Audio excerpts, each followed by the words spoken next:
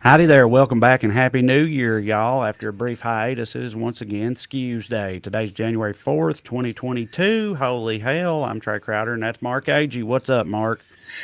What's up, Trey? I just got back from 2 weeks of holiday travel yesterday across flew to Virginia, drove to Florida, flew back to LA, and so far avoided the crime. We'll see how it goes. Yeah. Yeah. Yeah, no, me too. I mean, not the same places, but yeah, I've been in rural Tennessee this whole time. We mostly just kept to our, circles, family and whatnot there. Yeah. But yeah, pulling through all right so far. Did you get any wild shit happen? Any good Florida stuff or anything like that go down? I mean, the first thing I saw when we pulled into my in-laws' subdivision was a guy riding an ATV smoking a blunt. So There you hell go. yeah, Florida. Hell yeah, That's pretty Florida. much the craziest thing I saw. That was just pure fun. I like Florida. It's a bad rap. The we make fun of it though, so I guess I got to own that. We're part of the problem when it comes to people roasting Florida. As far as the news, I don't know if you saw this, but Melania is now selling NFTs, which I'm not really sure what they're of. And if you don't know what NFTs are, you're welcome for not knowing because I'm not going to Sure. bother. I've been like, it's not like I've tried that hard to understand what they are, but I've had a couple of, brief conversations with people like, what the hell is that? And then they try to explain it and I don't really pick up on it, but and I still haven't really. So if she's doing it, I thought it was whatever. I will really get in the weeds if I start talking about NFTs, I'm sure, because I'm very ignorant, but isn't it supposed to be some kind of like digital art type thing or something? Like what the hell is It's what's it gonna be? Just like Yeah, I don't know a exactly. digital like glare Yeah, or digital it's a stank face thing icon? I don't get it. maybe it's the Christmas decorations. It's a built on blockchain technology, and this is like I'm using a bunch of words I barely understand. So anybody that works in tech, feel free to throw shit at the screen. It's a digital record that refers to a piece of artwork that you own, but you don't actually own the artwork. You just own the digital record. So literally, you can right click on it and steal it. Just you can download any image on the internet. So this guy, it was really funny. This guy was complaining all over the internet because somebody stole his NFT of a monkey wearing a grill smoking a joint. All right. He Yeah. apparently paid hundreds of thousands of dollars for this. And he was like, but the thing is, like, the whole point of blockchain is it's supposed to make it impossible for your thing to be stolen. That's the whole point, is the code makes it impossible to hack.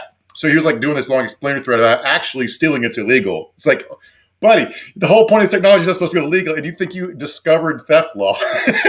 But all Yeah. someone did was right click. It doesn't make any fucking difference. Uh, She's also selling a fancy French hat that was gifted to her by the Macron family that visited France, which she's selling it. She autographed it, so she should get way more than $2,000 worth. But I'm wondering, is she building up a divorce fund? I don't know, because like, what does she need to sell a $2,000 hat for?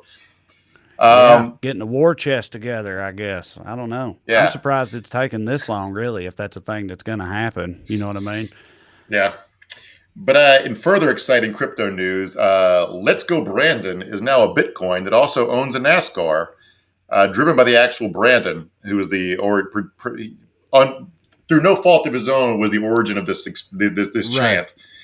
And he was complaining last week about how because of the chant and because he's associated with it, he couldn't get sponsorship. And Yeah. then he just wanted to stay out of politics, didn't want to deal with any of it. And then he signed a promotional deal with the LGB coin thing because because he's so desperate, or just is like decided to lean into it.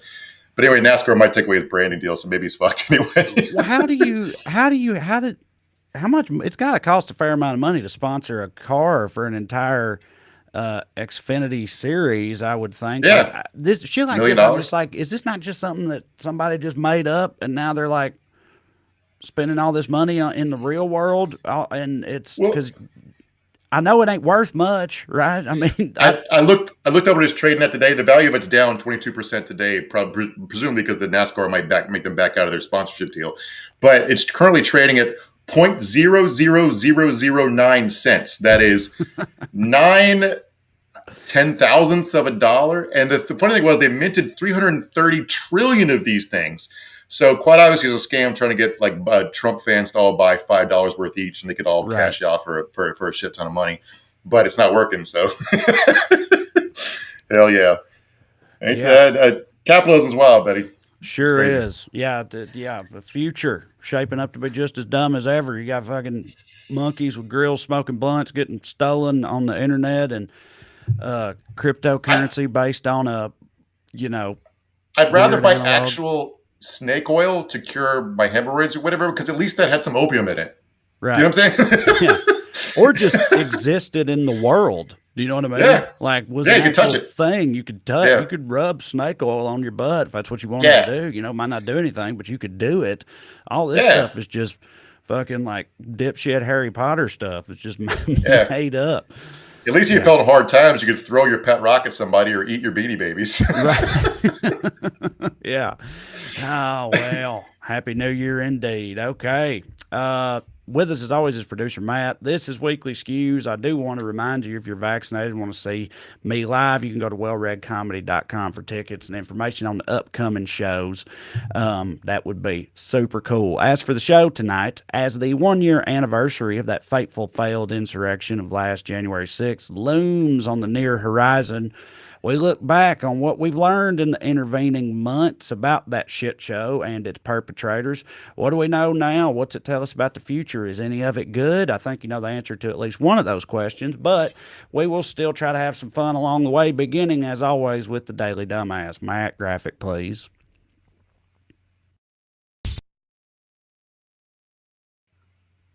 Tonight's dumbass, God for inventing doctors when he had already invented himself. What am I talking about? I barely know, but here's Senator Ron Johnson with a little more. Why do we assume that the body's natural immune system isn't the marvel that it really is? Why do we think that we can create something better than God in terms of, in terms of combating disease?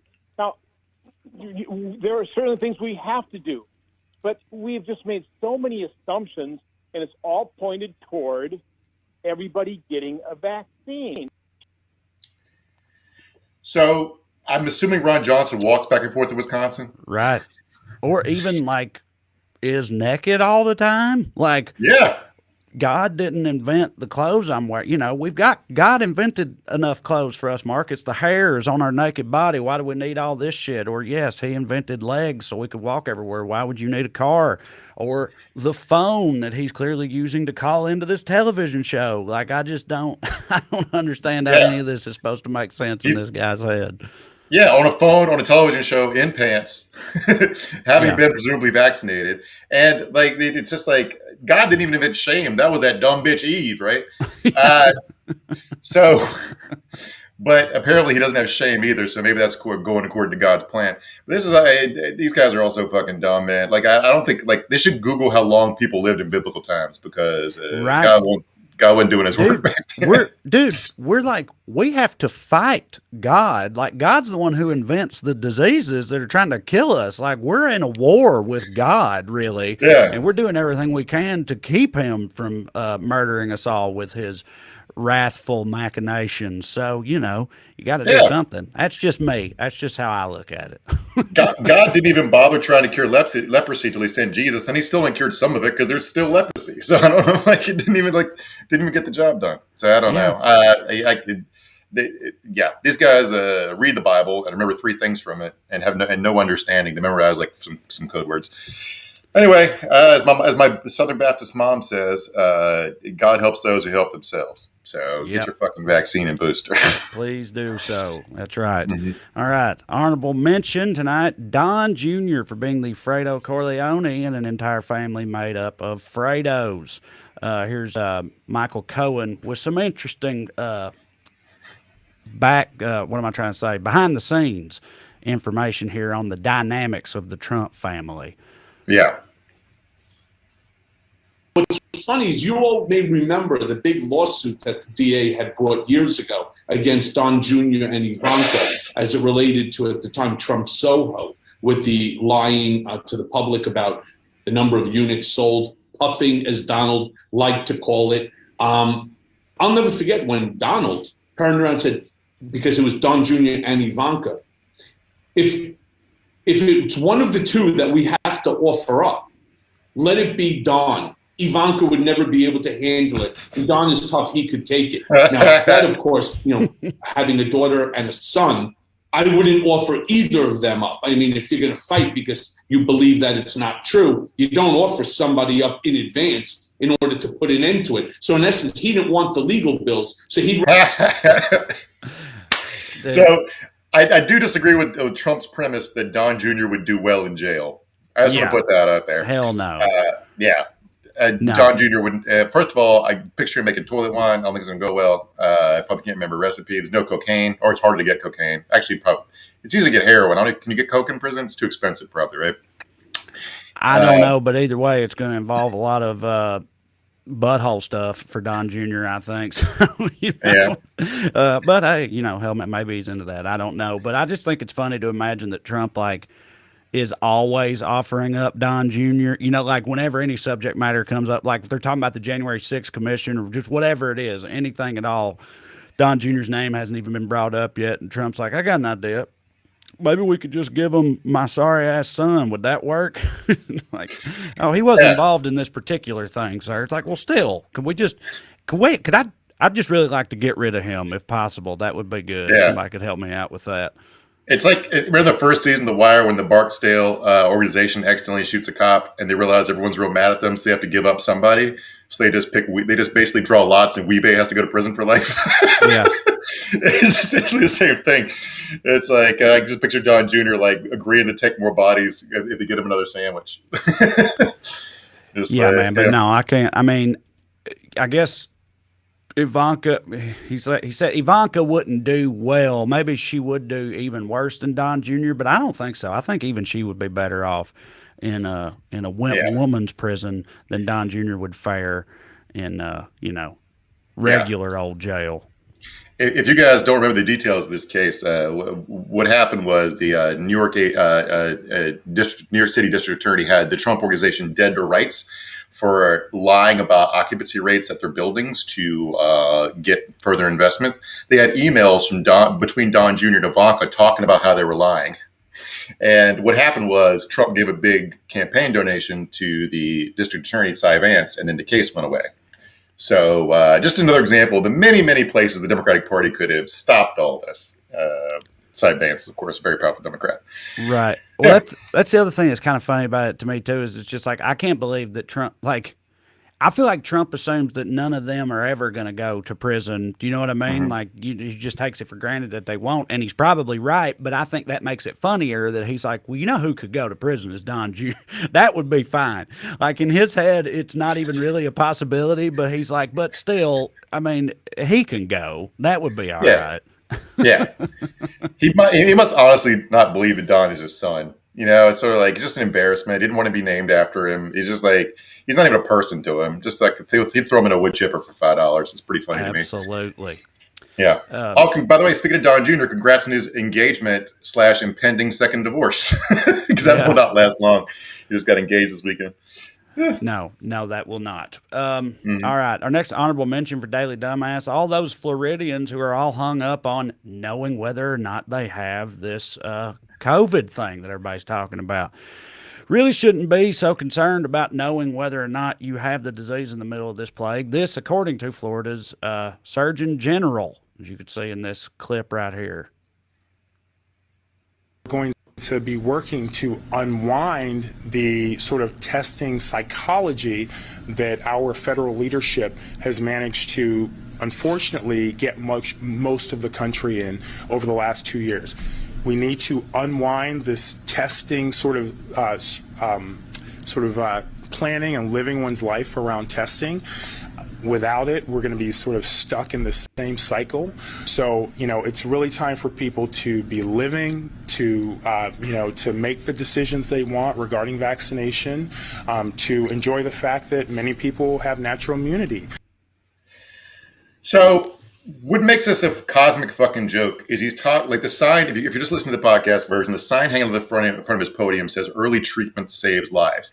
Now, So here's the problem with that. You don't know to get treatment if you can't get a positive fucking test. This is not a system that works. And the thing on the right recently has been that There's too much focus on the vaccines, not enough on how much better treatments have gotten. And okay, fair.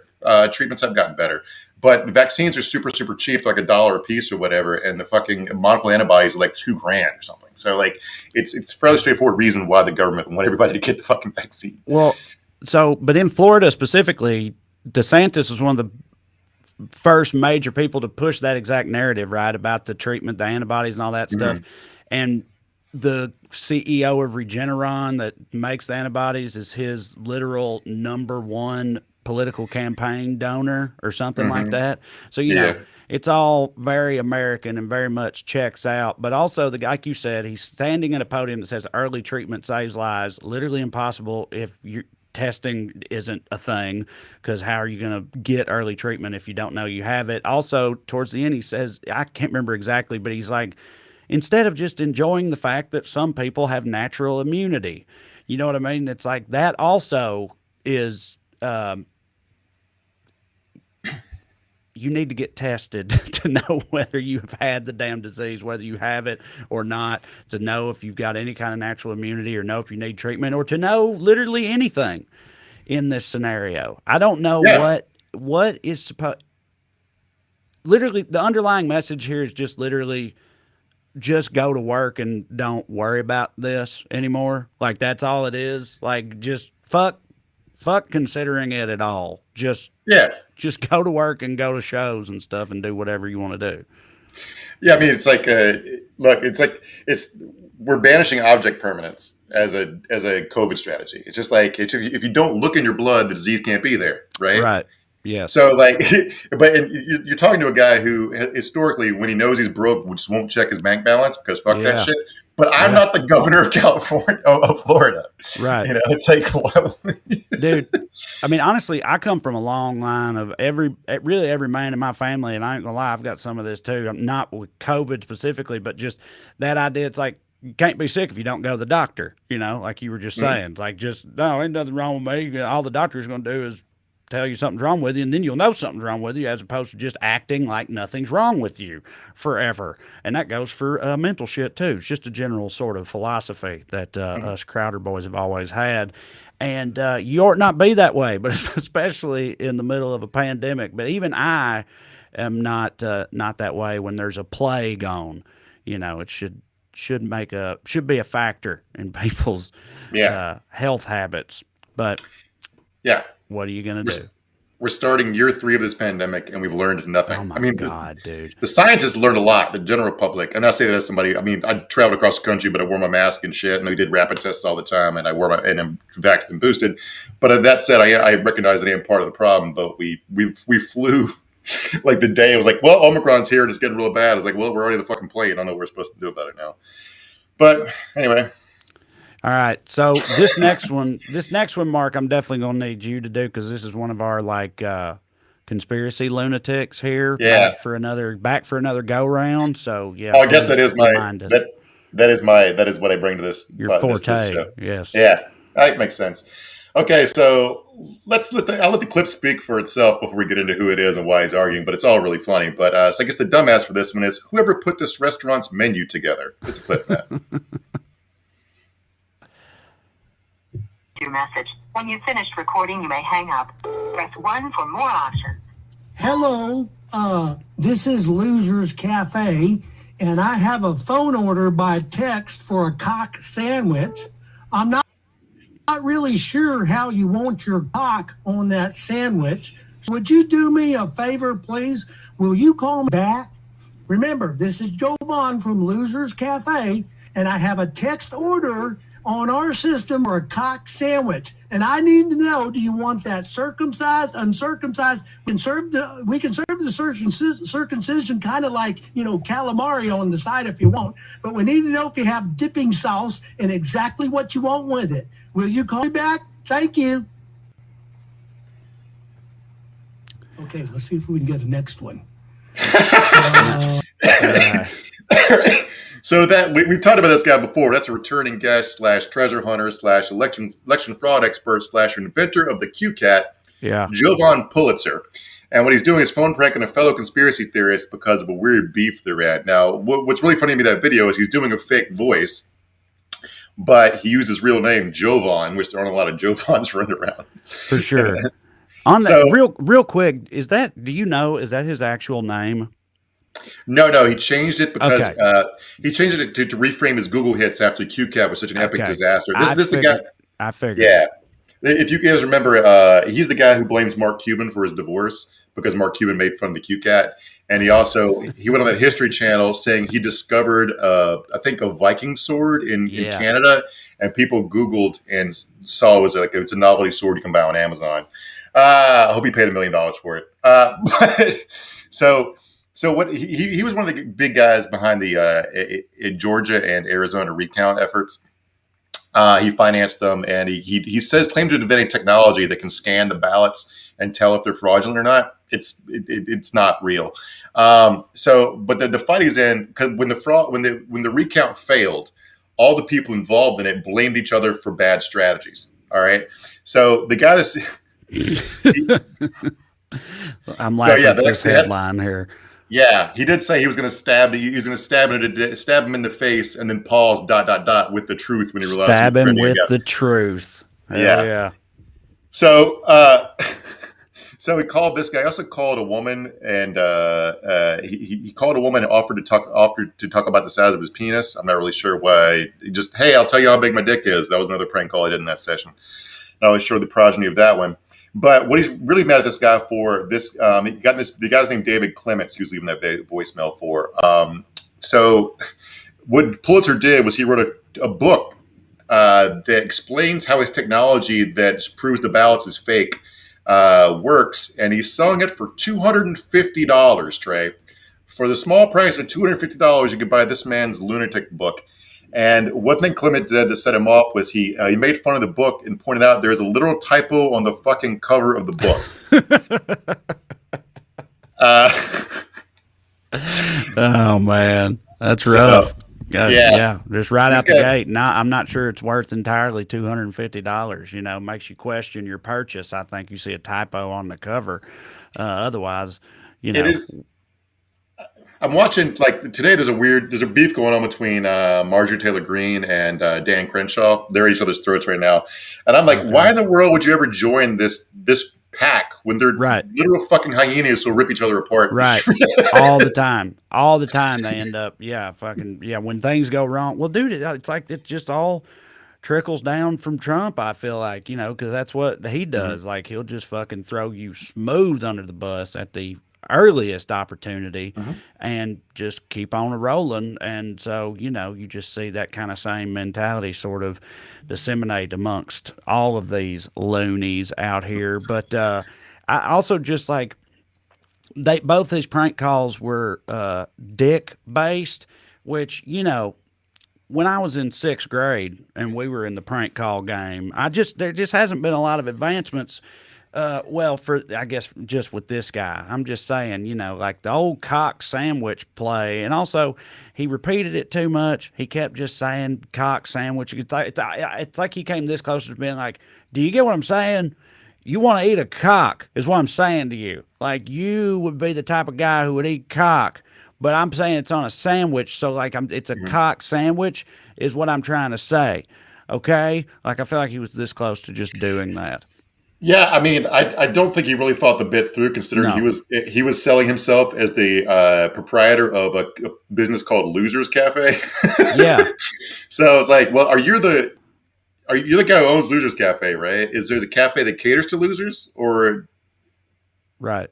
Also, just feel like prank call's not the same without the other person on the line. You know what I mean? Yeah. Like the idea is like he picks up, you're like, hey, this is the guy from the cafe. I understand you ordered a cock sandwich. What are you talking about? I didn't order a cock sandwich. Are you sure you didn't want a cock sandwich? When you're just leaving a voicemail, just, I don't know, poking a lot of holes in this guy's crank call methodology here. Yeah. Shocking. I would say as a professional comedy writer that the calamari part maybe had some originality and some legs to it. I'd rework the whole thing around the calamari part and start with that. Yeah, there you go.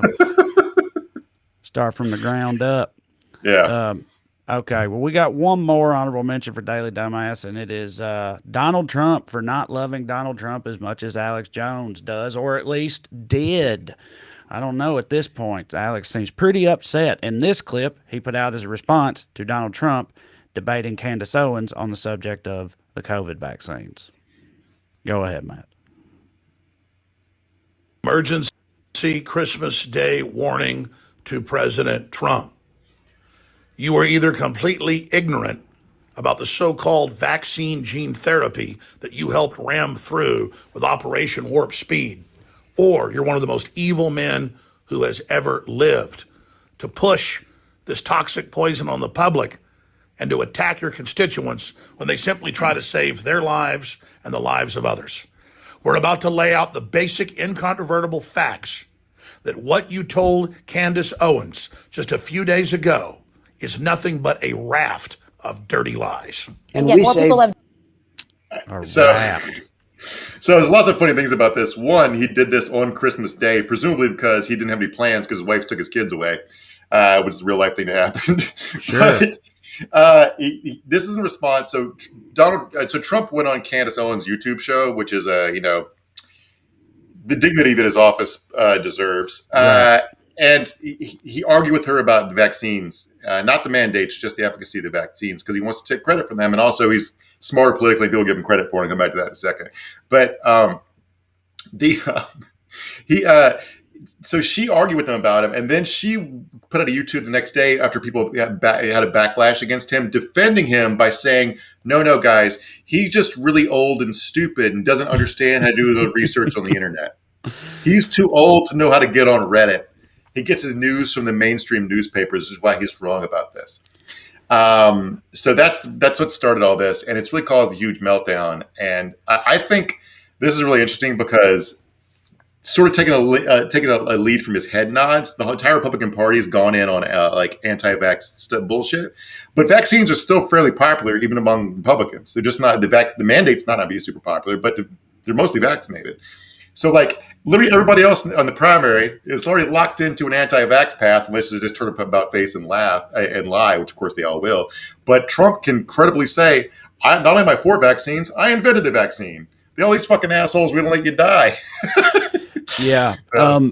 It's wild. It's kind of wild to me. Like they just, however they land on a position, any given political position, however they land on it, once they have landed on it, there just is no backing off of it or revisiting it no matter what. I feel like is one of the takeaways from this, meaning like even when their God emperor, is saying the opposite, it still has no effect. Like I would have maybe thought before this particular situation, and Trump has been a proponent of the vaccines publicly before. He said it at rallies and shit like that.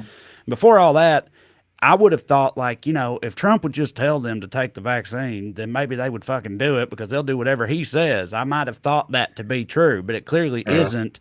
And so it's just like that's just how dug in they get once they've made up their minds. Like forget fucking like evidence and data and shit like that. Even, mandates from on high aren't enough to sway them once they've gotten there.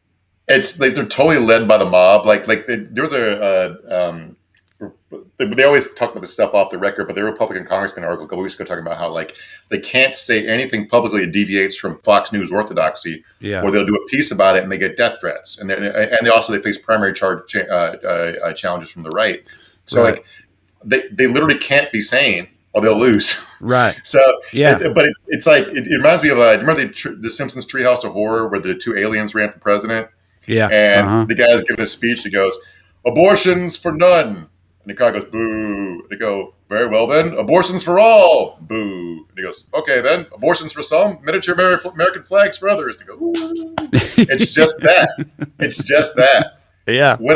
Trump is a salesman and a con artist. He knows how to say what people want to hear. Right. Ted Cruz is an unlikable piece of shit. Nobody fucking cares what Ted Cruz says. He has no idea how to say what people like. So it's just it's fucking insane.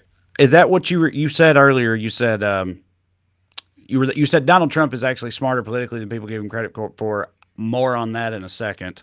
That was it. Yeah, I was going to say because he knows that people like vaccine in general. Like the psychos you see at MAGA rallies aren't enough to win an entire Republican primary. They're not. Even when he won the primary in 16, he only got like 30% of the vote. It was just a plurality because there were 16 candidates. So Well, I think I don't know this is very, very anecdotal, but I just got back from my hometown and my wife's hometown. My wife's hometown, Wayne County, Tennessee, is literally the reddest county in the very red state of Tennessee. Like Trump carried it by a larger margin than any other county in Tennessee. It's just red as hell. And when I was there, going like if I went to the grocery store and stuff like that, young people, not really, but most every older person I saw in Wayne County was wearing a mask in the grocery store and stuff. And again, it's anecdotal, but it made me think, it's like, okay, whatever they might say or like complain about or whatnot, I think at this point, a lot of them have realized, like, I might fucking die from this thing. And they all know people who died. They all know people who died. Yeah, right. So I think like I don't know how long it took. And again, it may not matter in terms of how they like vote or whatever, but I do think that a lot of people have just finally had it, beaten into them that it is an actual thing that you have to take measures for, My mom's little rural counties and surrounding them, like it was probably like in Southern Virginia, there was probably like, I don't know, 40 to 60% people wearing masks, and it was a little bit higher in Florida, but we were in Orlando, which is a city, which y'all know about the urban and rural, divide. But it's like, people don't want to get sick. Right. It's fairly straightforward. Nobody being sick don't hit. Being sick don't hit. You heard it here first, everybody. All right, let's get into it, Mark. It's 2 days away from the 1-year anniversary of January 6th. A lot has happened. A lot of over 700 arrests at this point. A lot of studying has been done. A lot of data gathered over the past year, and we've found some stuff out about who these people are. Is that right? Yeah. So Slate did had an interview today with a researcher of extremism who was talking about, like, if you look at the people who've been arrested, like Trey said, there's 700 so far. It's a little scary because these aren't your normal extremists. And let me tell you what I mean. So the guy said, the way the guy put it, January 6th is not really a product of just the fringe. So if you look at who the FBI usually arrests with the right-wing ideologies who do acts of violence, most of the time they're members of skinhead or prison gangs or militia groups or extremist groups like the Proud Boys. In this case, only 13% of those who've been arrested are parts of those groups. And people assume they're economically motivated or poor or whatever, and usually that's true, because usually right-wing extremists are typically a third unemployed. But only 7% of people arrested at the Capitol for the Capitol riot have been unemployed, which is basically the national average at the time. So fairly, employment-wise, they're economically average. They're actually, in general, a lot of them were way better than average. Over half those who were arrested were business owners, CEOs from white-collar occupations, doctors, lawyers, and architects. So those were heavily represented at the Capitol riot. And age-wise, it's crazy because 2/3 of them arrested so far are over the age of 34, which is wild because normally right-wing extremists, 2/3 are under the age of 34. So this is a wildly bougie suburban riot. 25% of them have college degrees, which is about the close to the national average of the U.S. electorate at 30%. So all those are like pretty interesting findings, I thought. And the context for it's wild because the 1-6 committee actually did a bunch of shit today. They actually seem to be getting aggressive, which is what you and I have been saying they should have been doing the whole fucking time. And it actually already caused something to happen today. For one, Trump was supposed to give a big press conference on Thursday, presumably saying Ashley Babbitt's a hero and they're political prisoners. For sure.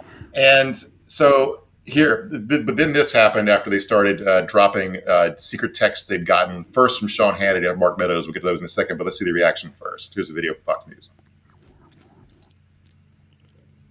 January 6 moments ago, we received a statement from former President Donald Trump. That's right. He just canceled his press conference scheduled for January 6th. He accused the committee of, quote, bias and dishonesty. The committee just asked Sean Hannity to speak with the panel on a voluntary basis, no subpoena there. The committee says it has information that Hannity, quote, had advanced knowledge related to the planning by the former president and his legal team leading up to January 6th. On 1-6, Hannity condemned the riot. Hannity's counsel, Jay Sekulow, says the committee's request, quote, raises serious constitutional issues, including First Amendment concerns. Brett? Okay, Chad. Thank you. All right. So when they said that they have some information that Sean Hannity may know this, The information he may know this is a series of text messages where he says he's basically warning Trump that if he tries to do whatever he's planning to do, the entire White House counsel's office will quit, and they can't afford to lose all those lawyers right now. And he goes, I do not see January 6th happening the way he's being told. Then he said this right here. I'm very worried about the next 48 hours. Now, the question is, if you don't think the 6th is going to go the way he is told, what was he told? Right. Yeah. I mean, yeah, that is the question. Like, what was the expectation? Well, I don't understand, honestly, because it's like, clearly he knew that something was, but these texts are from the day before. They're from January 5th. So he's already worried about how it's not like he saw it unfolding and then was like, oh shit, this has gone too far. As before it even happened, he was like, this is not going to be good. But what was even supposed to happen in the first place then? Like what was the goal? We talked about, there was other Fox News hosts. We talked about it on one of the shows before the break, where there were multiple like pundits and Fox News people sending texts all over the White House, but also like Don Jr. or Ivanka or both were sending text and trying to get Trump to do something, and he wasn't. So it's like this has been gradually coming out. And like I said, when we talked about before, it's like it shows to me that they fully just exploit these people, that they, gin up and get them all fired up with the bullshit and feeding them everything and pissing them off all the time because that's how they pad their bank accounts and buy their yachts and stuff. And they realize that, but they too are afraid of them and, and do not hold a high opinion of these people. They're not on the same side. They're not their people. They serve a purpose for them, but, they don't want them actually showing up and doing shit because that would be bad.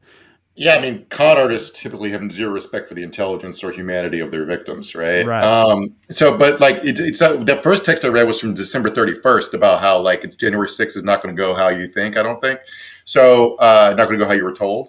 So like they were aware, like he was aware of something big being planned like a week earlier, and I'm like, I do want to watch this. It's not just text from Ivanka. Here's a video of Liz Cheney. We'll play this video, then we'll talk about it. But here's a video from Liz Cheney on a Sunday show. If you have that, Matt.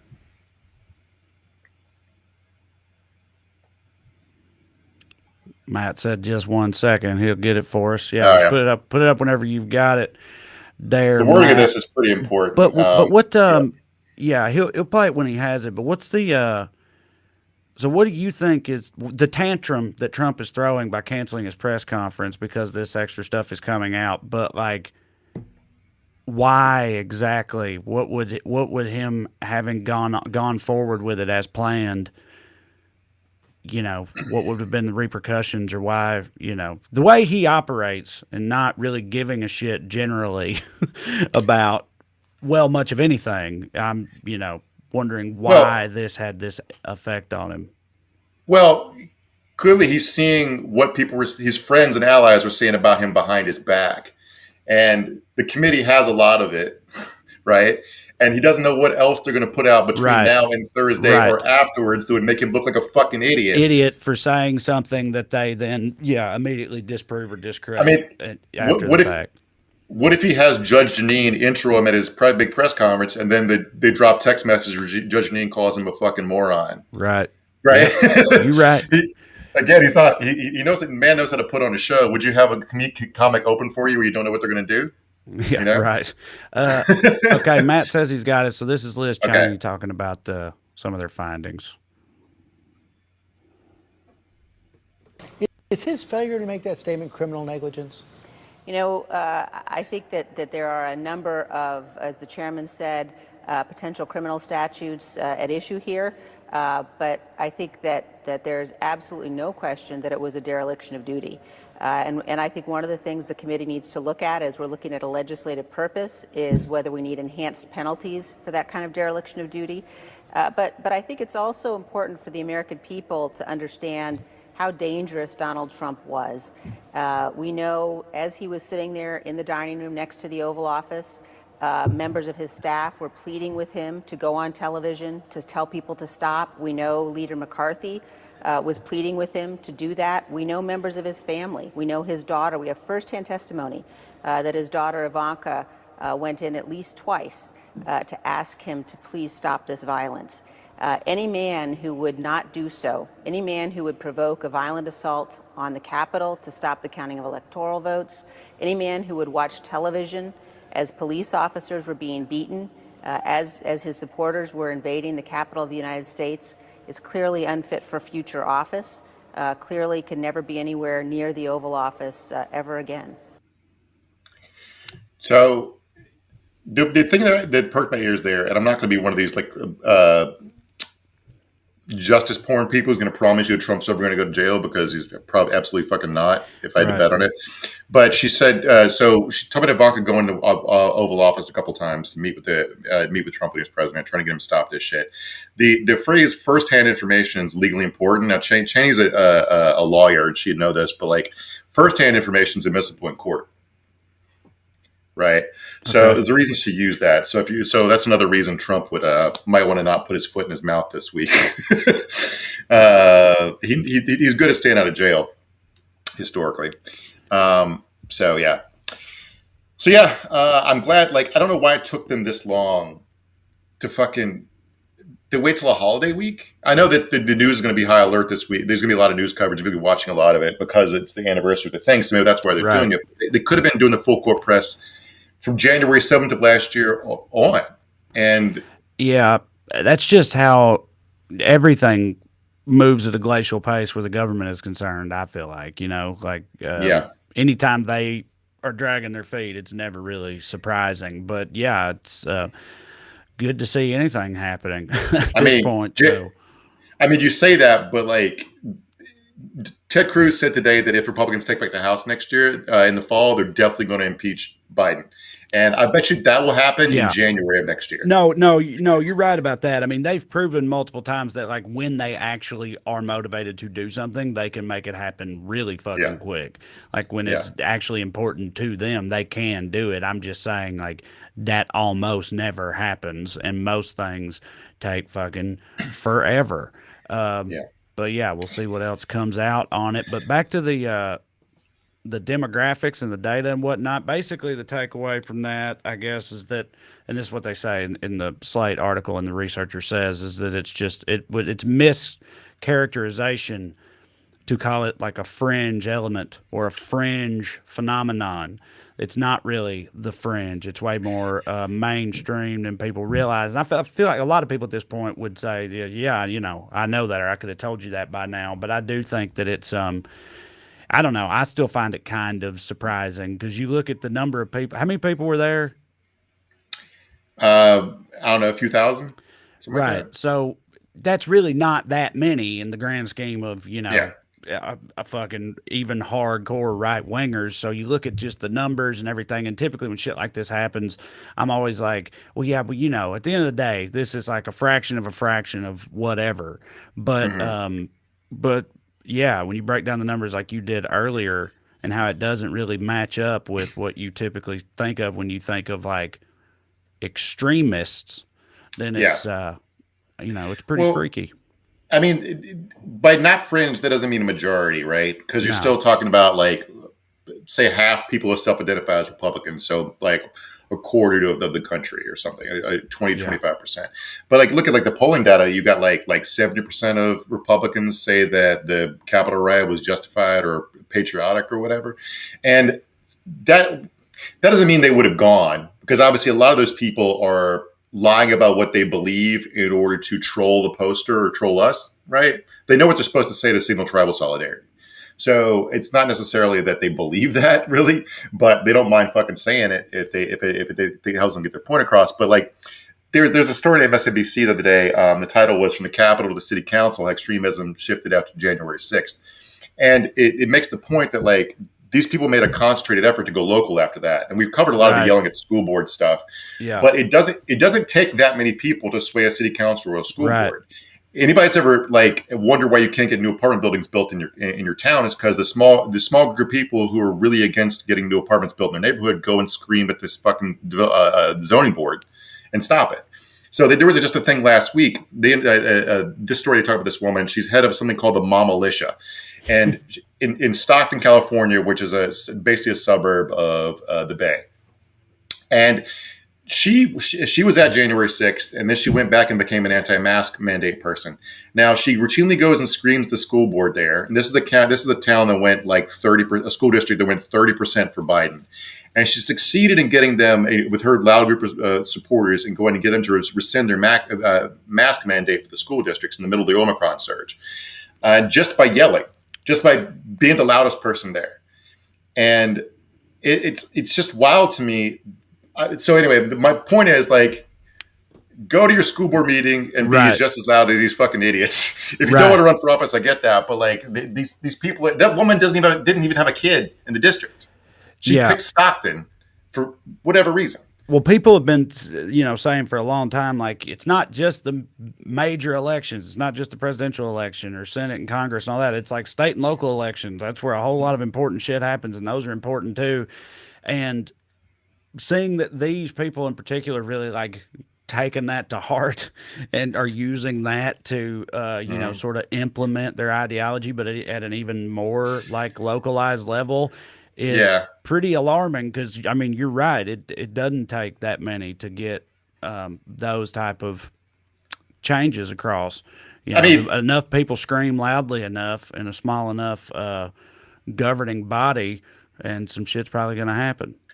I mean, think globally, act locally. It used to be a bumper sticker for like local hippie moms who were trying to get you to take a canvas tote bag to get your groceries, right? And now it's the same people, but they're fascists now. It's like, it's wild, dude. Shit is wild.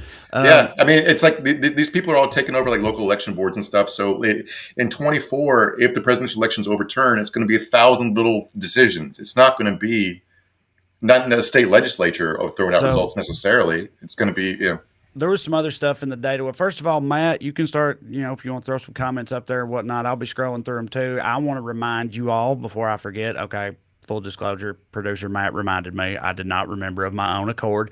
Like and subscribe and all that stuff. You know what to do. We really appreciate it. And you can go to weeklyskews.com, get you a Skews shirt if you would like, and you can go to wellreadcomedy.com for tour dates and tickets and whatnot. So that's all those things done. Now, with that said, we'll start looking at some comments. But I did want to say, Mark, because I don't think we talked about it. I know that there was also some data in there too about, or it was a separate article about like public education and the implications it has for this as well. There was I read this piece of the day in the Inquirer, not the National Enquirer. The Inquirer, which starts with an I, from Will Bunch, and he was making this point. You might have seen this viral moment from over the holidays, where there's a lawsuit from a rural county in Pennsylvania, where the school district has filed a suit against the state because they say they're underfunded in the way that the school funds, the state funds schools, is unfair to rural poor districts. And there was a moment. There's no video of it. It was just a quote from this guy. Who's on he's on the board of, anyway, this politician at this hearing, his name's John Krill, asked him, Harvard educated, right? Didn't I read that right? That he went to Harvard. Yeah, it sounds like a guy who went to Harvard, because listen to what he said. Right. What use would a carpenter have for biology? What use would someone on the McDonald's career track have for Algebra 1? Now, off the top of my head, here's the use a carpenter would have for have a basic understanding of biology. Let's say you're in the middle of a global pandemic, and instead of having mitigation strategies that make sense, we're relitigating the germ theory of fucking disease. So that's one reason you would want a carpenter know about biology. But Bunch also makes the point that we've defunded civics education. And what this guy's statement is revealing, because he's talking about the school's purpose is to create workers for the economy. Why would they need to know stuff that's not for their job? Right. And one reason would be so you understand when someone's fucking lying to you about how the government works, or or having basic media literacy and understanding when it. Yeah. Just also who makes the determination that these kids in this school, they're all going to be fucking woodworkers. They're all going to work at McDonald's or whatever. Do you know what I mean? Like, I I went to a school and fit the demographic of a, whatever, a factory worker, if they just said, you know what, we're not going to do any of this algebra shit or any of that for, before I ever went to school, then I wouldn't have went to college and, wouldn't be sitting here with you today, Mark. You know what I mean? Like it becomes an automatic self-fulfilling prophecy, but they don't give a shit about that because that's just how they see these people. It's like you're born here in this bracket or whatever. This is the purpose you are meant to serve society. Be glad we even allot you a purpose, and that's all that needs to happen. I want to talk about this comment, but before we do, I just do it like so. The point this guy was making is this exact same district only 40,000 people reside in it, but they sent a busload of people to January 6th, and so he's talking about how underfunded schools, that civics education, you end up with a bunch of fucking, even if they're materially well off, because they're good at doing a task that they were taught to do by the educational system, they don't fucking know anything about how the world works, and we're churning out psychotic people who blame all the wrong stuff for their problem. Anyway, now if you teach somebody on the McDonald's track how to read a newspaper critically, they will understand that QAnon isn't real. That is the reason you fucking do it. So, yes. Okay. But anyway, it's funny to me they're doing Soviet-style central planning for how to assign workers to jobs. Yeah, right. Yes. Yeah. BJ Anderson from Facebook says, "You guys see where Representative Devin is it Nunes or it's Nunes, right? I'm saying that right? He's Portuguese ethnically. I think it's just Nunes. Nunes. Yeah. I knew it. I knew I get it wrong. You guys see Representative Devin Nunes resigned today to run Trump's media company. He resigned a couple. He announced he was going to resign a few months ago, but I saw that he actually did it. It's effective at midnight tonight. So, adios, motherfucker. Enjoy your 2-month ride as the CEO of this fake company that's just a cash grab for other people who aren't you. So that's going to go well for him. There's like 10 different right-wing media. They talk about all these hyenas always rip each other apart. There's like 10 different right-wing Twitters. None of them work, and all of them are publicly. All the leaders of this movement have picked different ones, and they spend all day on there dissing the other people on the other one and why the other site sucks, presumably because they're owning a chunk of the stock. So it's there's no way it's going to. It's too crowded of a marketplace. Yeah, I don't think this will work, and I also think his motivations are not, exactly the same as some of the others. But we've talked about plenty of times before on the show about how like there seems to be a mentality amongst a lot of them on the right that their government service is just like a stepping stone to being like a personality, or not even a stepping stone. That their personality, they're like media personalities or media presences first and foremost, and that's what the priority is over being an elected representative. Yeah. I mean, Ted Cruz has a podcast. Matt Gaetz has a podcast. Mm-hmm. They're all trying to be influencers. Yeah. Michael Stephen Collins from Facebook says MTG, Marjorie Taylor Greene, is a bull of shit. First time I've heard that put that way, but hell, I'm into it. She is a bull of shit. I agree with you, Michael. Yeah, she got banned from Twitter, so that's fun. Sure, she's real upset about her First Amendment rights right now, I'm certain. Well, it's so funny because she immediately went to Getter. That's the one she picked, the right-wing media site she picked. But one of the reasons that those right-wing Twitters aren't going to work is there aren't any libs on there to troll. Right. Yeah. The whole fun thing for them is to get into somebody's mentions and call them a Jew. Absolutely. Right? So they show up on this show every week, buddy. Yeah. They found us. They come out.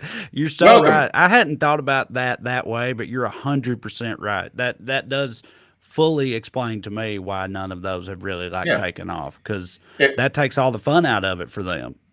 If any of them were going to work, then Marjorie Taylor Greene wouldn't have spent the last week crying about getting kicked off Twitter. Why does she want to be back on Twitter if it's a ball of fun on Getter? Yeah. So, yeah. Yeah. All right. Let's see what else we got here. Haley Mead from Facebook says, who listens to Ted Cruz's podcast? That sounds like torture. Yeah, I agree. I mean, you were saying earlier, seems like he's one of those people, seems like nobody likes him, but he sticks around just by virtue of, I guess, where he runs at, or whatever. But but even people who still hold their noses and support him just because he's aligned with them politically, they don't like to listen to him talk. Nobody likes to listen to him talk. It's better than looking at his weird face. But I imagine True. that even his wife is probably, she's like, hey, honey, let's have a conversation. She's like, can I just listen to your fucking podcast? Because I don't want to do this. Yeah. Oh, by the way, I want to like congratulate. It was snowing real bad in Virginia today, and I saw that there was like a 27-hour pileup on the I-95 that people were stuck in, including Senator Tim Kaine, who apparently survived the 27 hours, heating his car 30 minutes every 2 hours on drinking, just living on Dr. Pepper. So he made it to DC finally. Buddy, we were doing the show then. I probably talked about it last year. I remember because it was my son's birthday, so it was just over a year ago. We got stuck on Mount Baldy out here in California in a big blizzard up there for like 14 hours, so half that time. And I was on the very edge of my sanity, dog. I'll go ahead and tell you that right now. That was, of course, I had my young children with me. We stupidly didn't have like food packed. It sucked. It was not a good time. So, glad all those Virginians made it out. Southerners in the snow. Yeah. Not a good combination. I mean, but my sister texted us today talking about they were, snow, got like a foot of snow and they're out of school and all this stuff, and the power was out. And my wife, who's from a city in Florida where it never snows, is like, oh my God, are you guys okay? And I was like, we once went like 18 days without power. Like my brother-in-law probably already killed 3 deer, made a pot of chili, they're cooking cornbread in the wood stove. It's fine. Yeah. most annoying part's like keeping the kids entertained. For sure. Tracy Chambers Sear from Facebook says, tell your senators to support and protect voting rights. Yes, I always good to tell your senators stuff. Yeah, you can tell them, but like sarcastic, by the way. If I sounded sarcastic, I didn't mean to. No, I mean, you should tell your senators stuff. Definitely call them. People say that they do actually tally up phone calls for who cares about what issue the strongest or whatever. But my thing is, like we talked earlier about, Ted Cruz has announced they're going to impeach Joe Biden when they take back the House, and Joe Biden is like, I don't need to do anything to fix gerrymandering. So yeah. BJ Anderson back again. Can we kick Joe Manchin out of the party yet? I mean, but you don't want that, man. You want Mitch McConnell back, be a majority leader? That's not going to hit. Think about Ted Cruz being judiciary chairman when Biden's trying to nominate judges. Because one of the things Biden actually was really successful at this year. I mean, there's good stuff. I'm not going to get into deep weeds here. I'm not going to say it's all bad or anything, but like he's pushed through a ton of judges to the federal courts, like 40, I think, which is like a record for a first year of a president. And they're good judges. They're a lot of usually what they do is they appoint prosecutors. Fuck that shit. He appointed public defenders and like civil rights advocates and shit. So that's good. So that's a real win. So you do not want Ted Cruz being chair of the Judiciary Committee. So as much as Joe Biden sucks, it's better to, just because Joe 50 Manchin. is better than, Joe Manchin, sorry. 50 is better than 49. So there you go. Yeah. Sucks, but is true. Let's see here. I'm just out. Damn it. Kim Hunsucker says Marjorie Taylor Greene is totally pumping her career. I don't know. I guess that just means being one of the aforementioned professional screaming lunatics we were talking about earlier. Yeah. She doesn't want to be Joe Biden. She wants to be Joe Rogan. That's the way to put it. Exactly. Yep. Let's see what else we got here. Apparently, John Haymaker says she also got temporarily banned from Facebook as well. I saw where she got taken off Twitter. I didn't know about Facebook, but I didn't see that. But Facebook tends to lead more than follow, so as soon as somebody else takes the brunt of the heat, sometimes they'll do something expedient. But they're also more scared of the House regulating them, because that's where all the old boomers go to complain, is on Facebook. So that's the site they care about mostly, whereas the trolls care about Twitter. So there you go. Aaron McCullough, hello Aaron, back again from Facebook, says just flip Wisconsin. Isn't Ron Johnson retiring? I don't know. Yeah, I mean, I'm sure it's in the Lord's hands, one way or the other. But yeah, I don't know. I'm not up on Wisconsin politics right now, but yeah, I'm gonna Google it real quick. Flip them all. Yeah, I guess he is. No, I guess he hasn't decided yet. At least he hadn't as of November. He's hinted that he is, though. But yeah, I mean, Wisconsin's one of those states that I think is flippable, according to like all the politics people I see, I read about. But yeah, did God did God invent retirement? Because I don't think you can do that if God didn't come up with it. You just gotta wait till God kills you, and then you can stop working. God decides. That's how God decides when you retire. It's when He kills you. So draw a story, Ron Johnson. Thus spaketh the Lord. That's right. All right. Good to be back, everybody. Thanks for joining us on the first edition of Weekly Skews for the year 2022. We'll be back next week. Hit the like, hit the subscribe, go to wellreadcomedy.com, do all that shit. Thank you very much. See you, love you, bye.